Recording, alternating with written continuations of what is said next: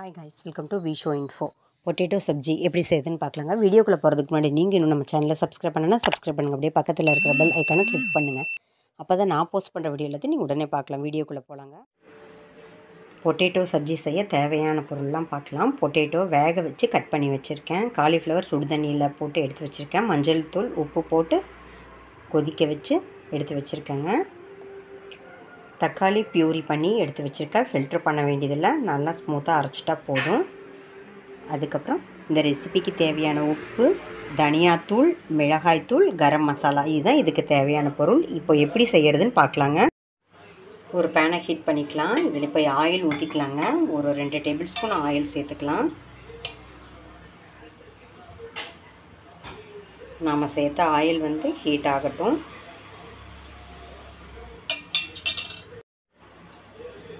நம்ம சேர்த்த oil heat ஆகிடுச்சு. இப்போ கடுகு ஒரு 1/2 டீஸ்பூன் எடுத்து வச்சுருக்கேன். கடுகு வெடிக்கட்டும். கடுகு வெடிச்சிருச்சு. இப்போ நம்ம தக்காளி பியூரி பண்ணி வச்சுருக்கோம், அதை இப்போ இதில் சேர்த்துக்கலாங்க. இது நல்லா கொதிக்கட்டும். இந்த பச்சை வாசனை போக நல்லா கொதிக்கட்டுங்க. ஒரு 2 நிமிஷம் கொதிக்கட்டும். தக்காளி பியூரி பாருங்கள் ஓரளவுக்கு நல்லா கொதிச்சிருச்சு. இப்போ இந்த ஸ்டேஜில் இன்னும் கொதிக்கணும். இப்போ நம்ம இந்த ரெசிபிக்கு தேவையான உப்பை சேர்த்துக்கலாம். தனியாத்தூள் சேர்த்துக்கலாம். காரத்துக்கு தகுந்த சிகப்பு மிளகாய்த்தூள் சேர்த்துக்கலாம். இப்போ இது நல்லா மிக்ஸ் பண்ணிக்கலாங்க. இது சேர்த்து இந்த மசாலாவோட ஒரு கொதி கொதித்ததுக்கப்புறம் நம்ம வேக வச்சு வச்சுருக்கிற காலிஃப்ளவர் பொட்டேட்டோ சேர்த்துக்கலாங்க. இப்போ இந்த தக்காளி பியூரியோட இந்த நம்ம ட்ரையாக சேர்த்த மசாலாவோட பச்சை வாசனை போகணும். 1 நிமிஷம் நல்லா கொதிக்கட்டுங்க. ட்ரை மசாலாவோட ஒரு கொதி நல்லா கொதிச்சிருச்சு. இப்போ நம்ம காலிஃப்ளவர் பொட்டேட்டோ எடுத்து வச்சுருக்கோம், அதை சேர்த்துக்கலாம். இதோடு சேர்த்து நல்லா கொதிக்கட்டுங்க. இது ஒரு கொதி கொதிக்கட்டும். காலிஃப்ளவரும் பட்டாணி இது கூட சேர்த்து நல்லா கொதிக்கும் போது தான் அதோட மசாலா வாசம், அதோட காரம், உப்பு எல்லாம் இதில் இந்த வெஜிடபிள்ஸில் இறங்குங்க. பொட்டேட்டோ இவ்வளோ பெரிய பீஸ் வேணான்னு நினச்சிங்கன்னா நீங்கள் இன்னும் குட்டியாக கூட கட் பண்ணிக்கலாம். காலிஃப்ளவர் இருந்தால் போடலாம், இல்லாட்டி விட்டுடலாம். வெறும் பொட்டேட்டோ மட்டும் போட்டாவே சூப்பராக இருக்கும். அப்புறம் ஃபைனலாக நம்ம கரம் மசாலா சேர்த்து நல்லா கொதிக்க வச்சு இறக்கிக்கலாங்க. புளிப்புக்காக நம்ம தக்காளி மட்டும்தான் சேர்த்துருக்கோம். உங்களுக்கு பத்தலான்னு நினச்சிங்கன்னா லெமன் தாராளமாக சேர்த்துக்கோங்க.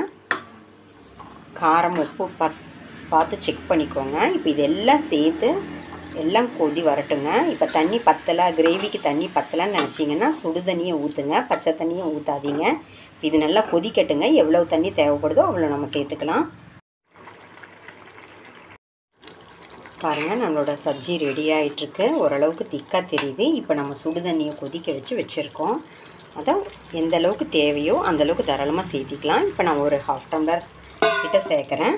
இப்போ ஃபைனலாக அந்த தண்ணியோட கொத்தமல்லி தழை கட் பண்ணி வச்சுருக்கேன், அதையும் சேர்த்து மிக்ஸ் பண்ணிக்கலாங்க. சூப்பராக நம்மளோட காலிஃப்ளவர் பொட்டேட்டோ சப்ஜி ரெடி ஆகிடுச்சு. இது ஒரு கொதி கொதிச்சிட்டா போதுங்க, அவ்வளோதான்.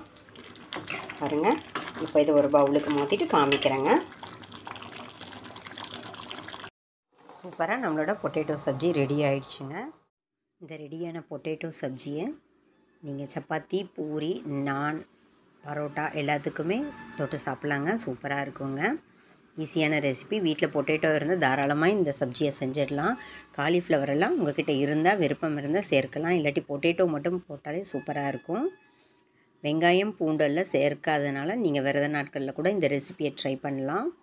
நினச்ச உடனே இந்த சப்ஜியை பண்ணிடலாங்க. அந்தளவுக்கு ஈஸியான ரெசிபி, டேஸ்டான ரெசிபி. ட்ரை பண்ணி பாருங்கள்.